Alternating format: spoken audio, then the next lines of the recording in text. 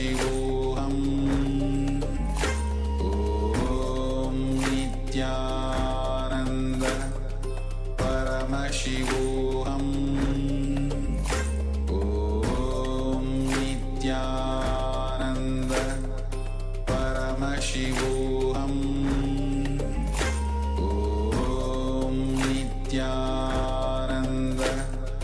Paramashivoham Om Nityananda Paramashivoham Om Nityananda Paramashivoham Om Nityananda Paramashivoham Om Nityananda Paramashivoham Om Nityananda Paramashivoham Om Nityananda Paramashivoham Om Nityananda Paramashivoham Om Nityananda.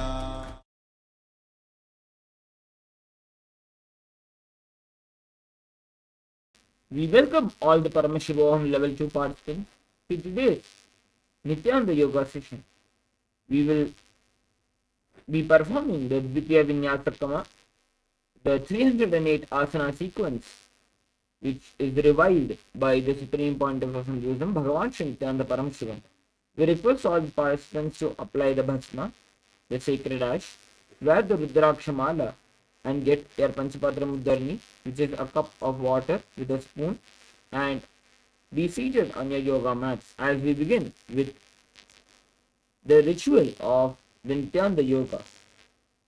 Please bring your hand into the Namaskara Mudra in front of your chest. Let us now invoke the presence of our beloved Bhagavan, the Supreme Pontiff of Hinduism, Bhagavan Shri Nityananda Paramashivam.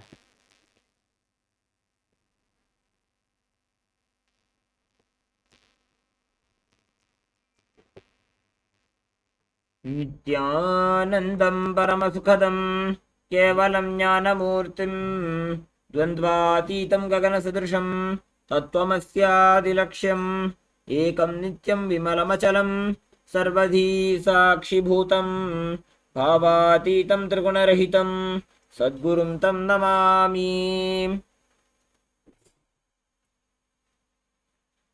The next is the Tvachamanam. The next is the Shiva Mula mantra. Let us now repeat the Shiva Mula mantra Om Ham Hum Shivaya Namaha 11 times internally. Om Ham Hum Shivaya Namaha. Om Ham Hum Shivaya Namaha. Om Ham Hum Shivaya Namaha. Om Ham Hum Shivaya Namaha. Om Ham Hum Shivaya Namaha. Om Ham Hum Shivaya Namaha. Om Ham Hum Shivaya Namaha. Om Ham Hum Shivaya Namaha. Om Ham Hum Shivaya Namaha. Om Ham Hum Shivaya Namaha. Om Ham Hum Shivaya Namaha. The next is the Tvachamana, the ritualistic cleansing. Now, keeping your right hand in the Gokarna Mudra, that is in the shape of a cow's ear. Now, take an udarni of water into your right palm. Sip the water each time the word Swadha is chanted. Om Atma Tattvam Shodhayami Swadha. Om Vidya Tattvam Shodhayami Swadha. Om Shiva Tattvam Shodhayami Swadha. Wash your hand. The base of your right thumb, wipe your lips twice as you chant the following mantra. Om Ham Hridaya Janamaha. Again wash your hand. With the tips of your right hand, index, middle and ring fingers joined together, touch above your upper lip and below your lower lip. Again wash your hand. With the tips of your right hand, index finger and thumb joined together, touch your right nostril, your left nostril. With the tips of your right hand, ring finger and thumb joined together, touch your right eye, your left eye, your right ear, and your left ear. Again, wash your hand. With the tips of your right hand, little finger and thumb joined together, touch the navel center, the right chest, the left chest. With the tips of all of your fingers joined together, touch above your head, the right shoulder, left shoulder, and then the heart center. Again, wash your hand. Let us now enter into the Sankalpa. Please clasp your hands and place them on your right thigh. Om Mamopata Samasta Duridakshayadvara Bhagavat Shri Nityananda Paramashiva Prityartham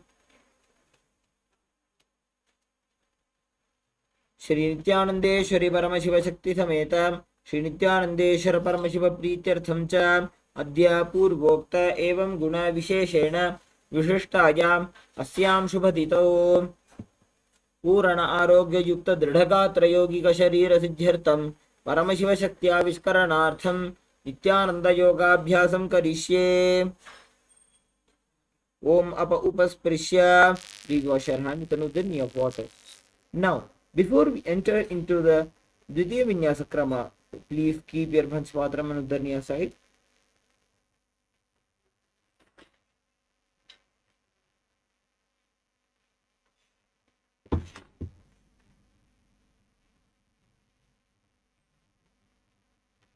Now, let's all move on, entering into the 308 asana sequence directly revealed by Paramashiva himself. Please sit. If you're a male body, you can remove your upper cloth. Tie your hair at the top of the Sahasrara chakra with no loose hands. Please apply the vibhuti to sacred ash on your forehead, on the 16 points of your body. As you can see, the acharyas are applied in front of you. Have a complete quiet space and place for your practice from all the distractions and the potential disturbances which you have. Each of these 308 asanas are directly revealed by Bhagavan Paramashiva himself.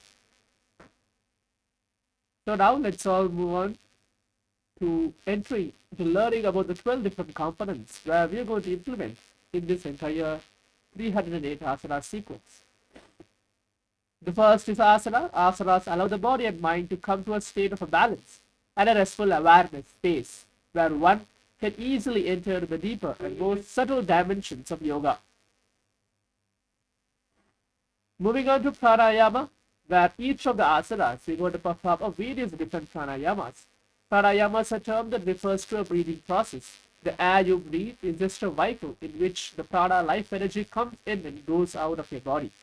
When you inhale, the air comes in carrying the prana, and when you exhale, the empty air goes out. This is life energy. Moving on to mudra, we're going to perform various different mudras, the various different asanas as well. Mudra is a Sanskrit word meaning seal, refers to a positioning of the limbs, fingers, or even a tongue in a certain way to seal this prana into our body. It is mentioned repeatedly that scripture says to be initiated by the Guru when you perform this mudra as well. Moving on to the next is Bandha, the internal awakening of the Kundalini Shakti. It is a Sanskrit term that means conducive. It is the active maintenance of a state of a contraction or pressure of the body by the yogi. Bandhas are practiced along with many asanas and pranayamas to bring the prana shakti, your vital energies, under our control. Throughout the entire sequence, you'll be having 3 or 4 different bandhas. The first is a Mula bandha known as a root lock that happens and works with the Mooladhara chakra. It is a contraction of the pelvic floor muscles. Moving on to Dhyana bandha, known as an abdominal lock, and therefore happens and works with the Manipuraka chakra. It is performed by bringing the navel inwards towards the spine.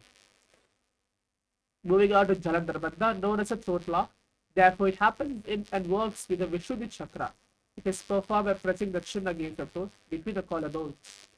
Final is Mahamudra bandha. All the 3 bandhas combined together performed in a sequential order.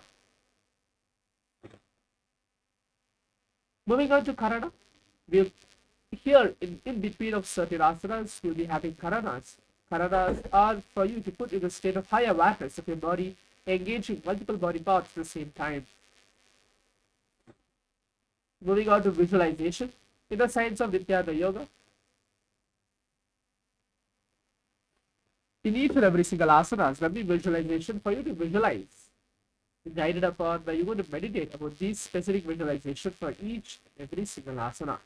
Moving on to the japa. Japa is an internal chanting of a mantra, which is the visualization, which can rotate around the throat center in a circular way, allowing to you to feel the mild vibration of the particular mantra. For example, Soham or Shivoham. Moving on to the chanting. Each and every single asanas, we will be having the Shastra Pramana, directly revealed Bhagavan Paramashivoham himself in the Vedas and Agamas, telling that each and every single asanas are revealed by himself.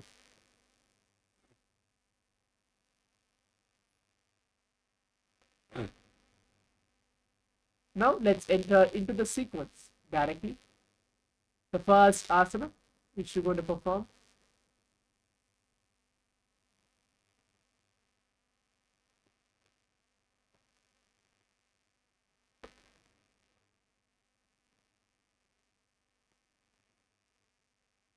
is Sukhasana. Sit in a comfortable cross-leg position.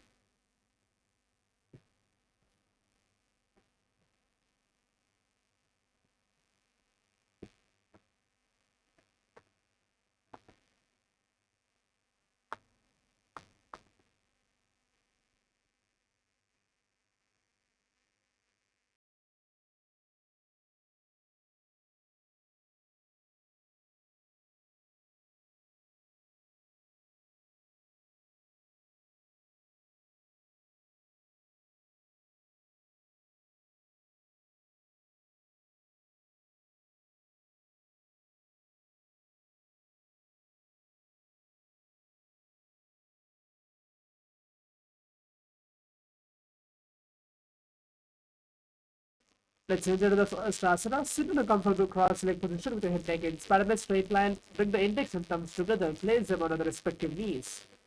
In Bindha Mudra, engage all three bandhas. Performing the Mahamudra bandha. Visualize Lord Paramashiva in the space, internally chanting the japa. Soham. तत्सुखासनमित्युक्तम् अशक्तस्तत्समाचरेत् आसनं विदितं येन जितं तेन जगत्त्रयम्. Moving on to Parvatasana. Now bring your legs into the Padmasana posture. Bring your palms together and raise them up above your head. Keep your elbows straight in Namaskara Mudra. Engage all three bandhas. Performing Mahamudra bandha as you visualize yourself as Mount Kailash. अथ वक्ष्ये महादेव पर्वतासनमङ्गलं यत्कृत्वा स्थिररूपी स्यात् षट्चक्रादिविलोपनम्. Moving on to Hadipavasana. Bring the soles of the feet together in front. Hold the left hand by the right behind your back and place your forehead on the ground behind your heels. Engage all three bandhas. Performing Mahamudra bandha. Gaze to the tip of the nose as you visualize Swamiji. पूरवविधियाहु मे जानो उभयपगधली सम्पुटिठानो इष्टपथेदो भूकरल्यावो दक्षिणकरसो वामगहावो. Moving on to the Agipavasana. Keep the soles of the feet together and forehead to the ground behind your heels.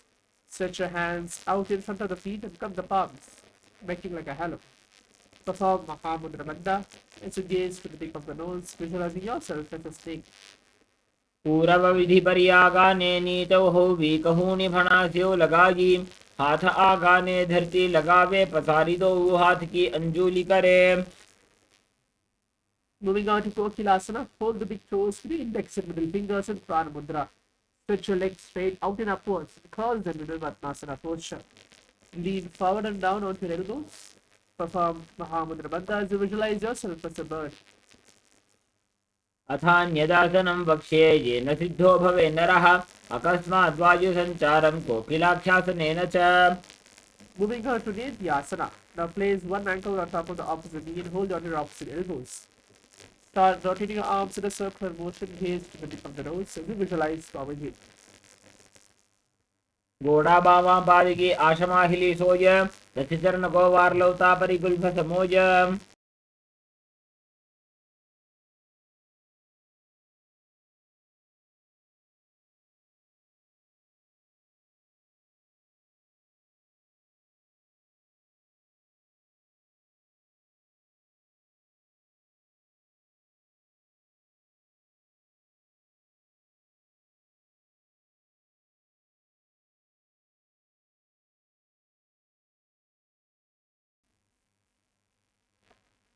Moving on to Gajasana. Now press your hands onto the ground, lifting the hips up high, and lower the head and the chest, scooping the body forward down again and again. Perform Uddiyana Bandha and Moola Bandha as you visualize yourself as an elephant. नित्यं पादाग्रे भूमौ कृत्वा लम्बी भूयामस्तकाग्रे निधाय. Moving on to Rikshasana. From the same position, start alternating, pressing the heel of one foot onto the ground while lifting the other heel up. Repeat this again and again as you visualize yourself as a bat. एकैकं पादमाकुञ्च्य गजासनं कुर्यात् वृक्षासनं भवति. Moving on to Vaishyasana. Now stand tall on the tips of your big toes, with all of the toes raised off the ground. Keep your head neck span in a straight line. Bring your middle index and ring fingers to your heart center, Hridaya Mudra. Visualizing Swamiji hitting your face. केशेन पादयुगलं बद्ध्वा तिष्ठेत् अधोमुखः अथवा ईशाः वक्षे यत्कृत्वा सत्यवान् भवेत्. Moving on to Urdhva Charukarana. Now stand with your heels touching toes, spreading outwards at a 45-degree angle. Keep your knees bent and both hands on the chest, elbows parallel to the ground. Twist one knee towards the center and then raise it up and bring across to the original position. Simultaneously with your leg raises, follow the movement with your respective hand.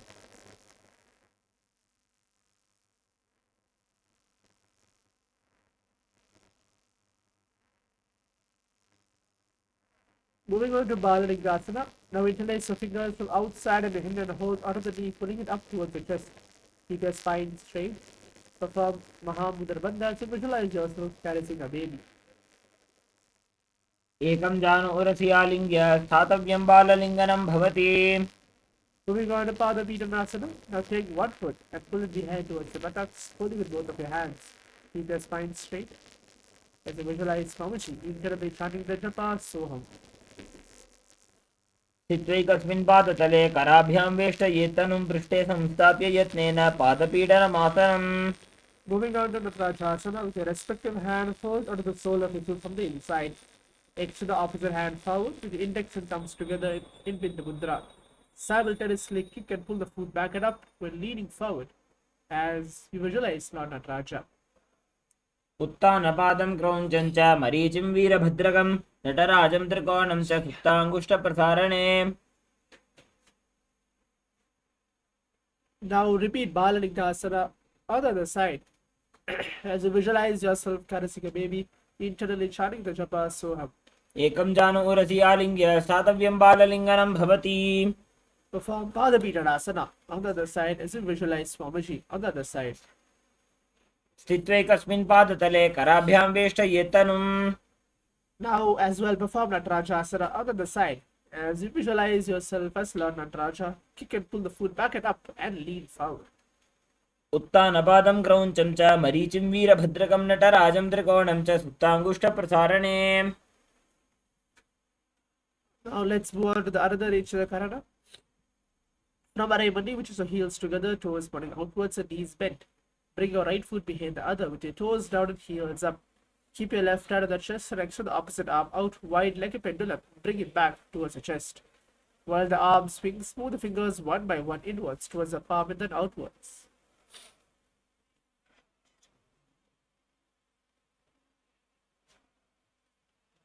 Now let's move on to the skeleton dance. Visualize yourself as a skeleton and start to shake your body intensely for next few seconds.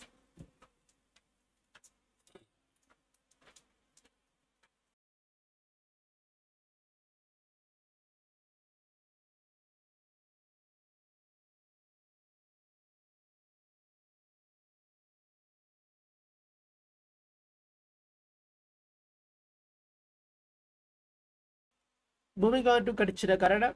Now get back to the Aramani position with your heels together, toes pointing outwards and knees bent.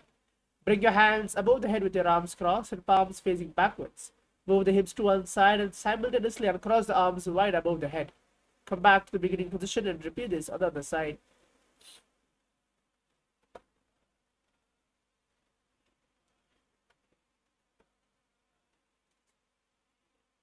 Now moving on to Tadasana.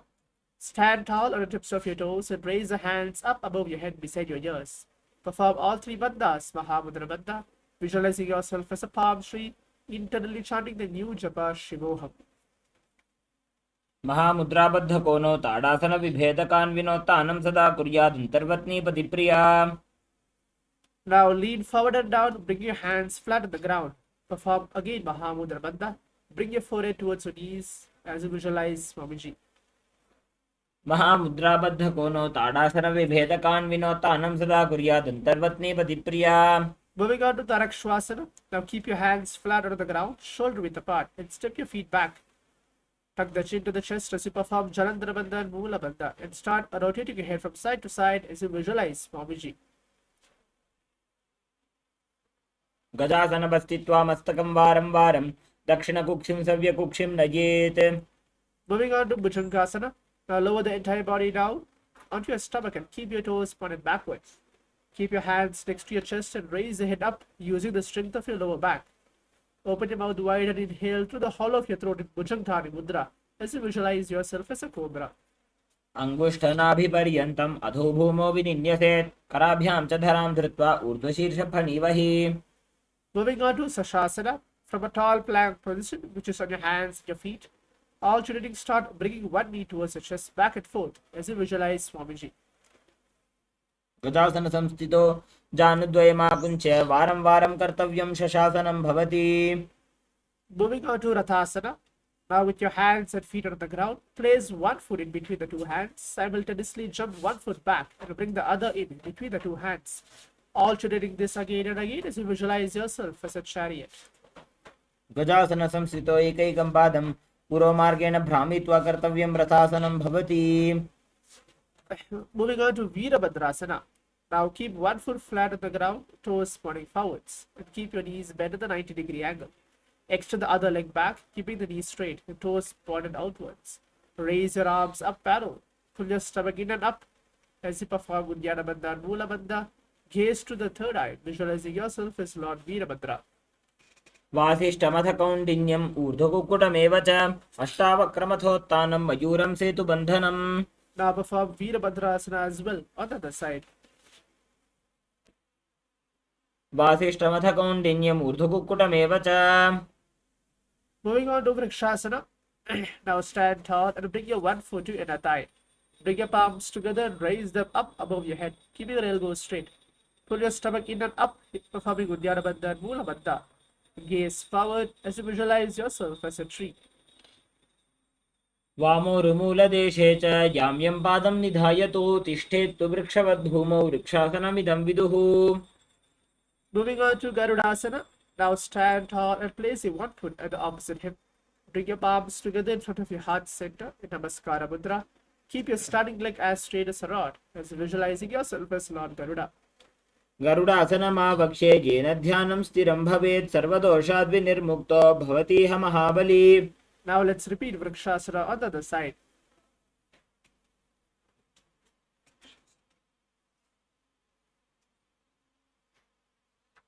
वामोरुमूलदेशे च याम्यं पादं निधायतु तिष्ठेत्तु वृक्षवद्भूमौ वृक्षासनमिदं विदुः. Repeat Garudasana as well on the other side as you visualize yourself as Lord Garuda.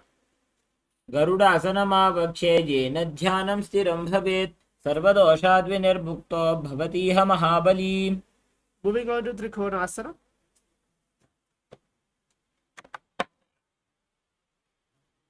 Stand and step one leg far back. Keep your front toes pointing in forwards and back toes facing sideways. Keep your arms straight. Bring your front arm down towards the ground beside your foot, while the other arm extend towards the sky. Engage Moola Bandhas and visualize yourself as a triangle. उत्तानपादं क्रौञ्चं च मरीचिं वीरभद्रकं नटराजं त्रिकोणं च सुप्ताङ्गुष्ठप्रसारणे. Perform Trikonasana now on the other side. उत्तानपादं क्रौञ्चं च मरीचिं वीरभद्रकं नटराजं त्रिकोणं च सुप्ताङ्गुष्ठप्रसारणे. Now let's enter into the Nikutaka Karana and let's perform the Nikutaka Karana.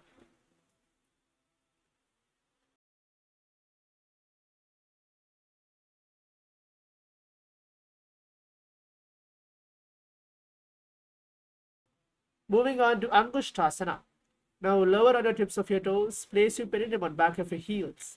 Keep your knees and palms together in Namaskara Mudra Let's perform the Brahmari Pranayama, engaging Mula Bandha, internally chanting the new japa, Sadashivoham.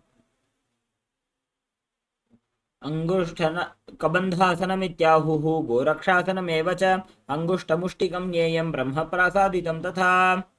Now from your tips of your toes, extend one leg straight out, heel down and toes up. Keep your fingers down on the ground by the sides, palms facing forward in Varamudra in Saurasana. प्रसार्यैकं पादतलं संस्थाप्य त्वेकपादकम्. Moving on to Vidyanasana. With your respective hand, reach forward and hold onto your big toes with your index and middle fingers together. Keep your opposite hand on the back of the heel as you visualize Swamiji. गुल्फस्थितौ पादमेकं प्रसार्य तत्पादाग्रं संस्पृशेत् तत्करेण. Let's repeat Saurasana as well on the other side. As continue to perform the Brahmari Pranayama. प्रसार्यैकं पादतलं संस्थाप्य त्वेकपादकम्. Now perform Vidyanasana as well on the other side as you visualize Swamiji. गुल्फस्थितौ पादमेकं प्रसार्य तत्पादाग्रं संस्पृशेत् तत्करेण. Moving on to Brahmajarangushasana. Now keep your toes on the ground and place your perineum on top of the heels. Keep a gap between the legs.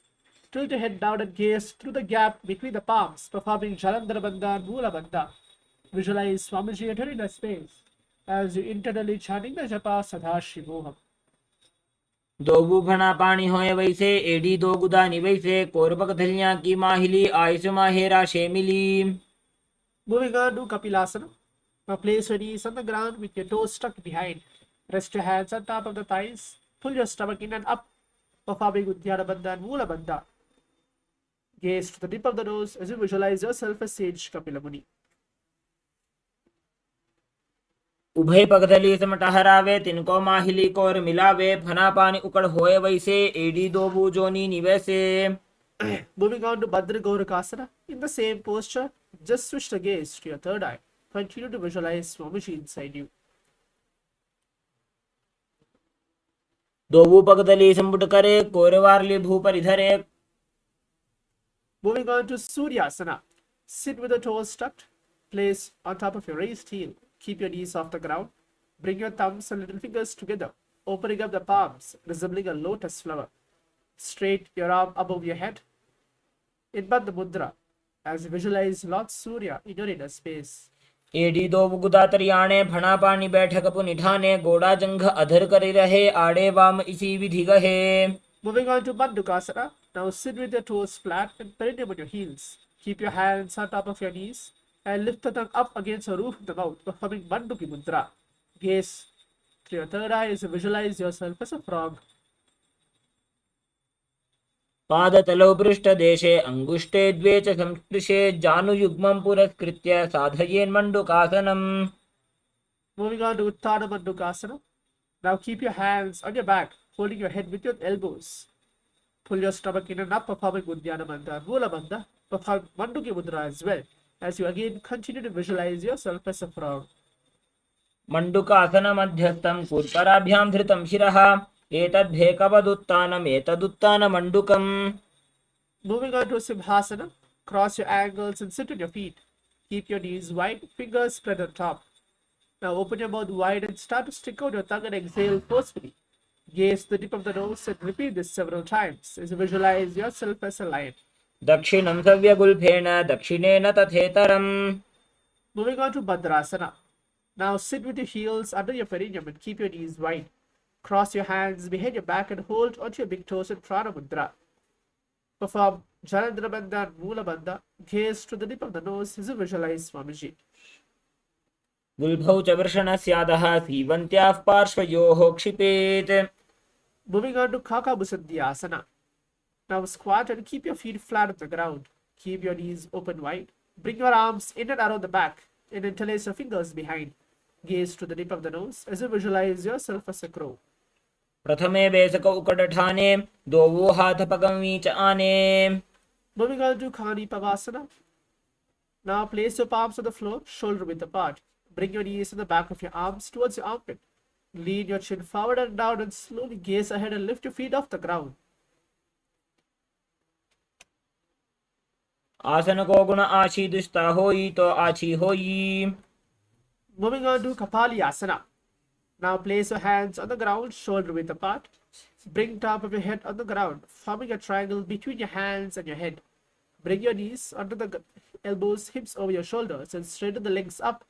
Gaze to the tip of the nose as you visualize Swamiji.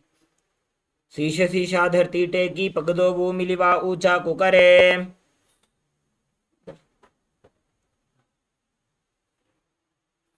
Moving on to Parshamayurasana. Now squat on your toes with your legs together. Twist the body and place both hands to one side, aligning your elbows and with your knee and your hip. Lean onto your arms and get your balance. Extend your legs to the side and gaze through the third eye as you visualize yourself as a peacock. मयूरं दण्डवत् कुर्यान् मायूरं दण्डनामकं कुर्यान् मायूरं पार्श्वाभ्यां मायूरपार्श्वनामकम्. Now perform Parshamayurasana as well on the other side.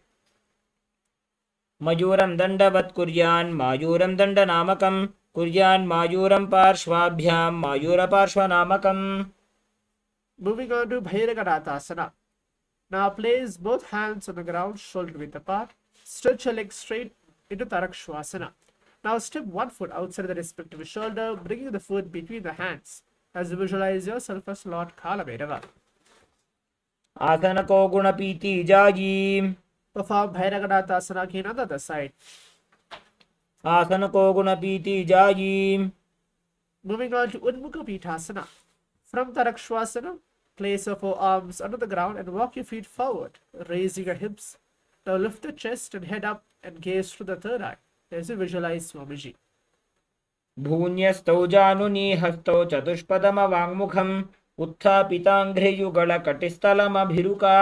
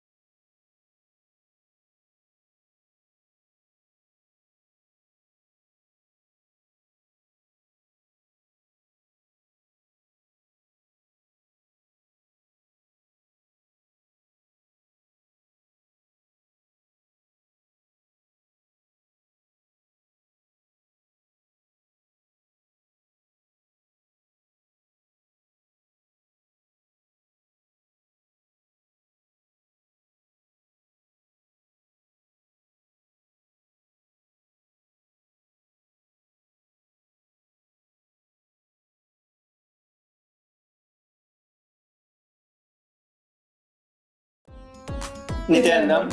Thank you for watching, and if you found the video enlightening, Please give it a like, share it with your loved ones, and subscribe to stay connected with us. don't forget to click the bell icon to receive the notifications.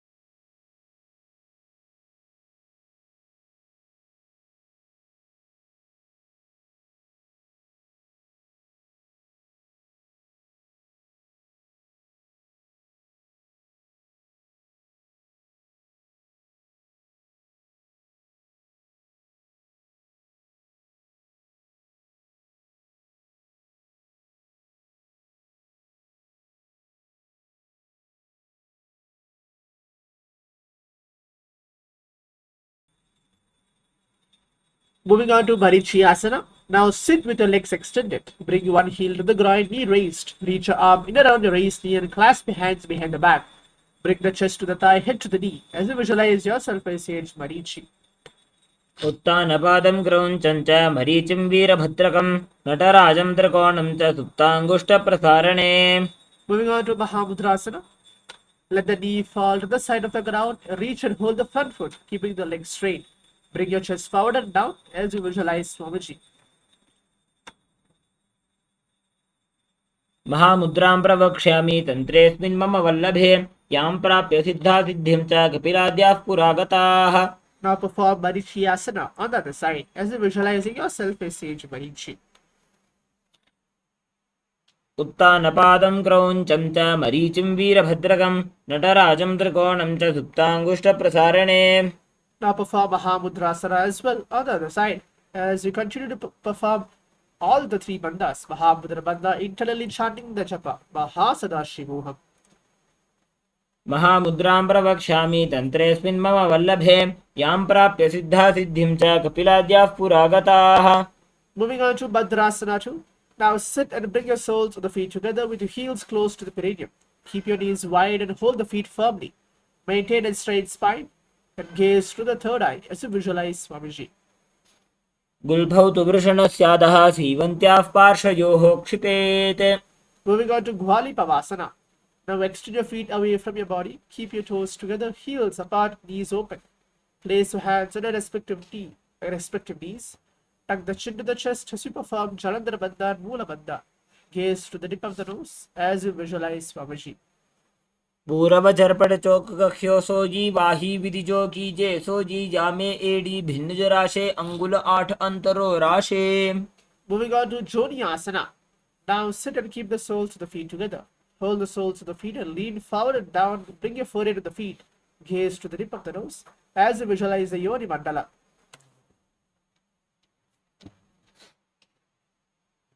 दोबू पगतली संपुट करे AD made के ढिंग दरे अर्धहात को अंतर राशे लिलाट पगथलियां उपरदाशे. Moving on to Midaki Pavasana. Now lean forward and down, extend your hands out wide, palms on the ground. Bring your forehead to the ground. Gaze to the tip of the nose as you visualize Mamishi. पूर्व विधि परिपगथली संपुट शोल एडी मिली राशे. Moving on to Siddha Samadhi Asana. Now sit and keep your toes together, heels apart. Bring your arms below the shins, extend out and keeping your palms facing up. Bring your forehead to the ground above the feet. Gaze to the tip of the nose as you visualize Lord Surya. दोबू पगतली संपुट करे AD made के ढिंग दरे. Moving on to Chinaki Pavasana. Now sit and keep your heels together, toes apart. Hold the feet and open them up, bringing your soles towards the sky. Place your elbows under the thighs towards the knees and gaze through the tip of the nose as you visualize Swamiji. दोबू पगा की AD धरती मगिवा मेढ़ लगावे. Moving on to Charpana Chokasana. Now sit and bring the soles of the feet together, heels to the perineum, knees to the ground. Place your hands on the knees and gently press them down. Pull the stomach in and up into Dhyana Bandha and Mula Bandha. Gaze to the third eye as you visualize Swamiji. दोबू पगतली संपुट करे शोले मेढ़ आगा में धरे. Moving on to Bhairavasana. Now sit and bring the soles of the feet together.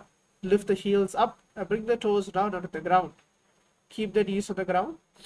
Pull the stomach in and up as you perform Uddiyana Bandha and Mula Bandha as you visualize yourself as Lord Kalabhairava. गुल्फौ संपीड्य चान्योन्यं व्युत्कर्मेणोत्थितं शनैः. Moving on to Samanasana.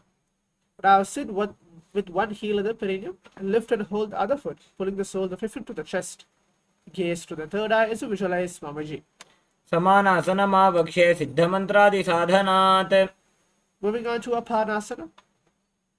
As you place your one leg on top of your respective shoulders, raise the other foot upwards and keep it straight. Gaze to the third eye. Continue to visualize Mamaji. केवलं पादमेकञ्च स्कन्धे चारोप्य यत्नतः एकपादेन गगने तिष्ठेत दण्डवत् प्रभो. Repeat Samanasana as well on the other side. Continue to visualize Mamaji. समानासनमावक्ष्ये सिद्धमन्त्रादिसाधनात् एकपादमुरौ दत्त्वा गुह्योऽन्यलिङ्गवक्त्रके. Repeat Apanasana as well on the other side.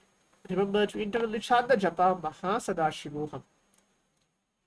केवलं पादमेकञ्च स्कन्धे चारोप्य यत्ततः एकपादेन गगने तिष्ठेत दण्डवत् प्रभो. Moving on to Gomukasana.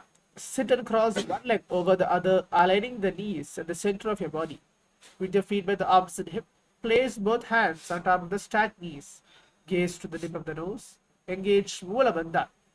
We're going to perform the Siddhkari Pranayama. Visualize the face of a cow as you internally chant the new japa. Om Nityanandoham. सव्ये दक्षिणगुल्भं तु पृष्ठपार्श्वे नियोजयेत्. दक्षिणेऽपि तथा सव्यं गोमुखं यथा. Moving on to Anusiyasana.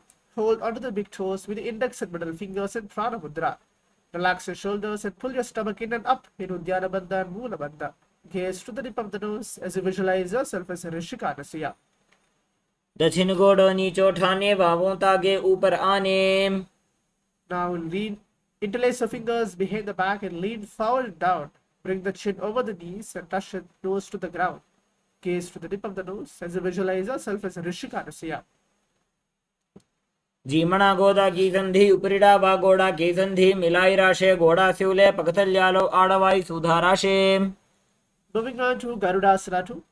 Sit on the ground with one heel pressed against the perineum. Keep the opposite foot flat on the ground, knees to the chest. Keep your spine tall, chest out, hands on the respective knees. Gaze to the tip of the nose as you visualize yourself as Lord Garuda. दावोपगमोडी एडी माहिलो गुल्भमूलद्वारिणी चैदे. Moving on to Naradasana. Sit and place your perineum on top of your one heel. Interlace your fingers behind your neck. Twist outside of your raised knee and gaze through the third eye as you visualize yourself as sage Narada. पृष्ठिजवाम पगतली केरी भूपरिता ही लगा वे फेरी गोड़ा सुधो फणो है जोजी दधिपाशिती राशे सोजी. Moving on to Matsapidakasana. Now place one foot on top of the opposite thigh and wrap your respective arm around the knee, holding onto the opposite shin. Extend the other hand straight and hold onto the respective toe with your index and middle fingers. Gaze to the tip of the nose as you visualize Matsya, the fish avatar of Vishnu. वामेन वामाङ्गुष्ठन्तु गृहीतं मत्स्यपीठकं योनिवामेन सम्पीड्य मेढ्रादुपरि दक्षिणम्. Now we're going to perform this set of asanas on the other side as well, starting off with Gomukasana, visualizing the face of a cow. सव्ये दक्षिणगुल्फं तु पृष्ठपार्श्वे नियोजयेत् दक्षिणेऽपि तथा सव्यं गोमुखं यथा. Moving on to Anusayasana, as you hold on your big toes, visualizing yourself as a Rishika Anusaya. दक्षिण गोड़ों नीचे उठाने वामों ताके ऊपर आने. Moving on to Anusayasana 2, as you interlace your fingers behind and lean forward and down. Continue to visualize Rishika Anusaya.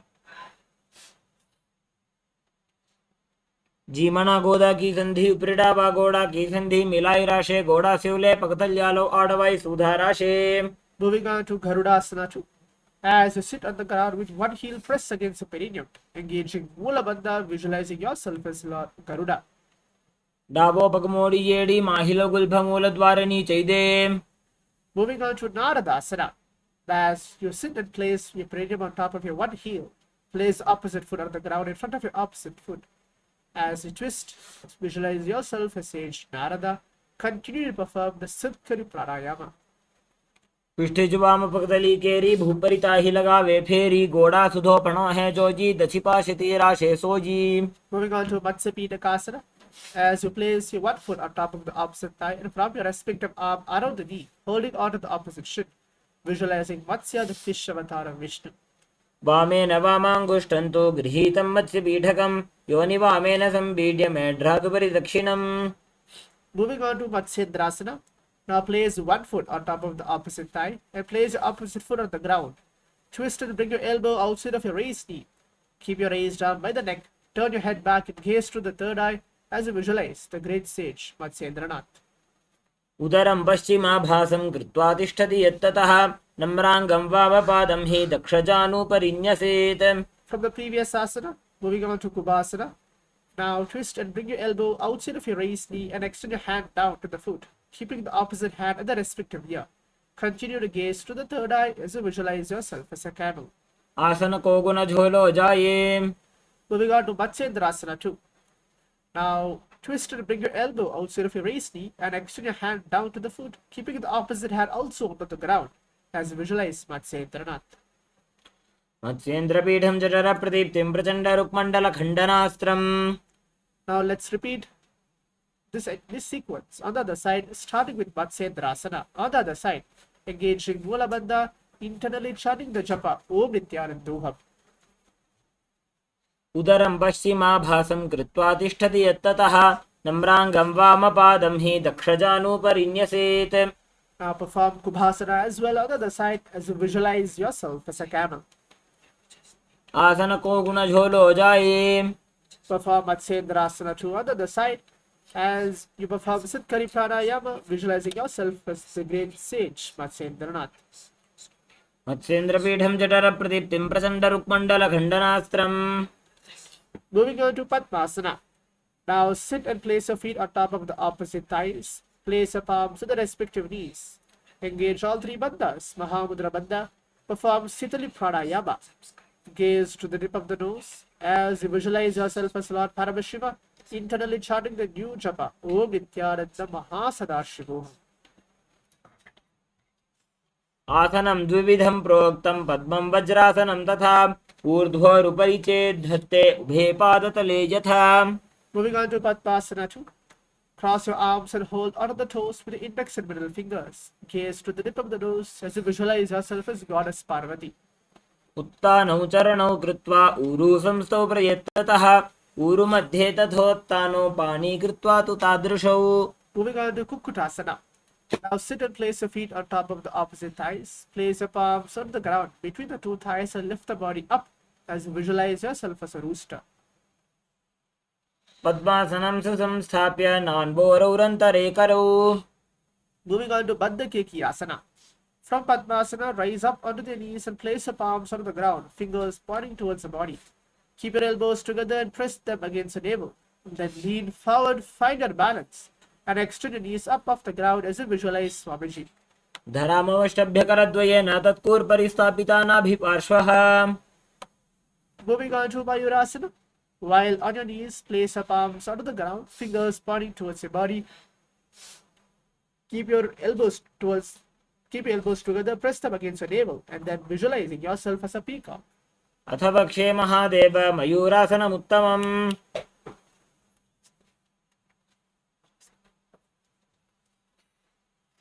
Moving on to Makarasana. Lay down on your stomach with your feet pointing outwards and forehead on the mat. Interlace your fingers behind the neck as you visualize yourself as a crocodile. अध्यासशेते हृदयं निधाय भूमौ च पादौ च प्रसार्यमानौ Moving on to Shalabhasana. Now lay down on your stomach. Place your hands on the ground beside your chest. Raise the legs up, bringing the thighs off the ground as you visualize yourself as a locust. अध्यासशेते करयुग्मवक्षो भूमिमवष्टभ्यकरयोस्तलाभ्याम् Moving on to Ustrasana. Lay down on your stomach and bring your hands to the feet. Pull the feet down towards the ground outside of your hips as you visualize yourself as a camel. अध्यासशेते पतयुग्मव्यस्तं पृष्ठे निधायापि धृतं कराभ्याम् Moving on to Dhanurasana. From Ustrasana, kick your legs back and up and simultaneously lift the chest off the ground. Raise your head and gaze to the third eye as you visualize yourself as Paramashiva's bow. प्रसार्य पादौ भूयिदण्डरूपौ करौ च पृष्ठे धृतपादयुग्मम् Moving on to Bhagasana. Now sit between your heels with your feet flat. Keep your head, neck, and spine in a straight line. Place your palms on top of your thighs. Gaze to the third eye as you visualize Swamiji.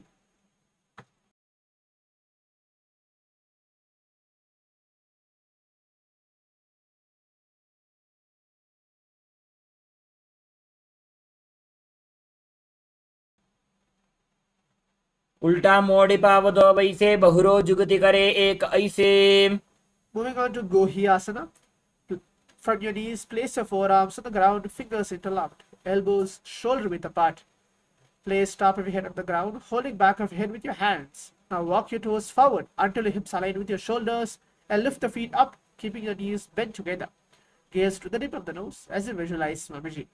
दो वो हाथ की कहुनी जोजी पुनः कलाई जाने दो जी Now slowly lift the feet up and stack your hips on top of your shoulders, knees on top of the hips. Gaze to the tip of the nose as you perform Sirshasana.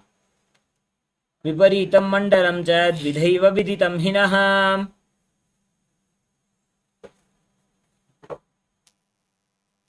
Now performing Podhyasana. Sit with your hands behind the calves and stretch your legs up. Bring your forehead to the knees and come to a vertical position with your legs. Perform Bhastrika Pranayama as you visualize Swamiji. दो वो हाथ पग बाहर आने गोड़ा तरे का कसी ठाने Moving on to Parigasana. Now sit and extend your legs out and up at a 45-degree angle. Bring your hands behind and hold your opposite shoulders. Keep your chest upright, legs straight, toes pointed. Gaze to the third eye as you visualize yourself as a mace. उत्तानशयनं कृत्वा पादौ मिलित्वा प्रसार्य Moving on to Naukasana. Now bring your elbows onto the ground beside your hips. Keep your chest upright. Keep your toes pointed outwards. Visualizing yourself as a boat.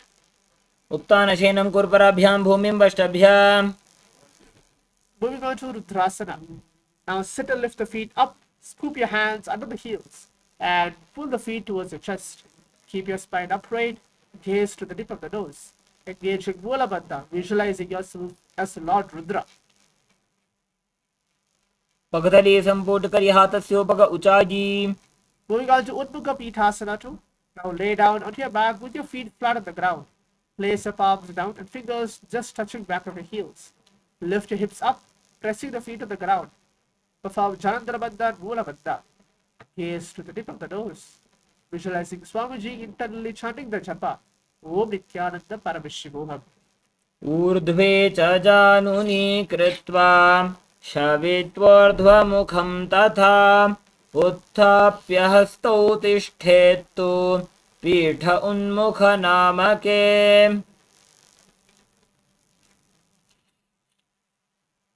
Moving on to the final asana. are the first 108 asana sequence. Lay down on your back with your palms facing upwards.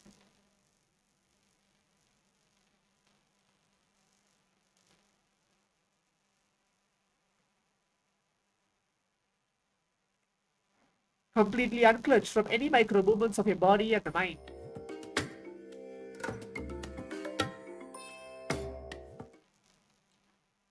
Let the body remain dead. Visualize the body is dead and Swamiji is liberating you. Internally chanting the japa Om Nityananda Paramashivoham. उत्तानं शववद्भूमौ शयनं तु शवासनं शवासनं श्रान्तिहरं चित्तविश्रान्तिकारकम्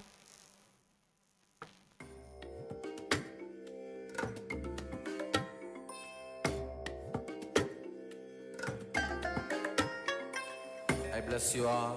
Let you all open all your three eyes and manifest the powers of Mahasada Shiva. Om Nityananda Paramashivoham. Om Nityananda Paramashivoham. Om Nityananda Paramashivoham. Om Nityananda Paramashivoham.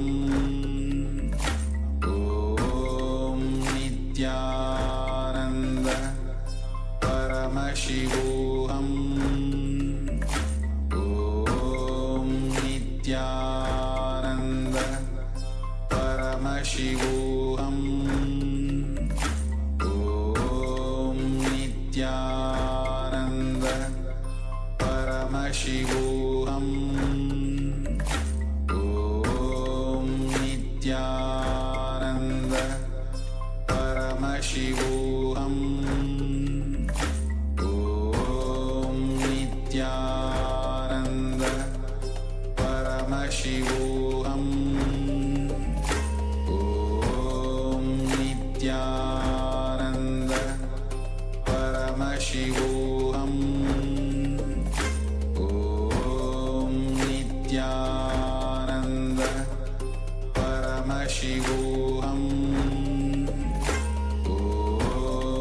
Nityananda Paramashivoham. Om Nityananda Paramashivoham. Om Nityananda Paramashivoham. Om Nityananda Paramashivoham.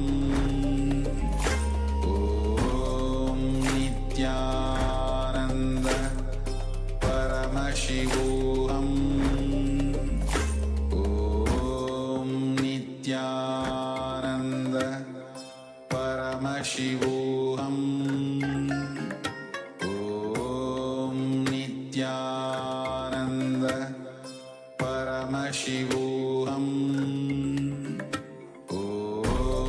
Nityananda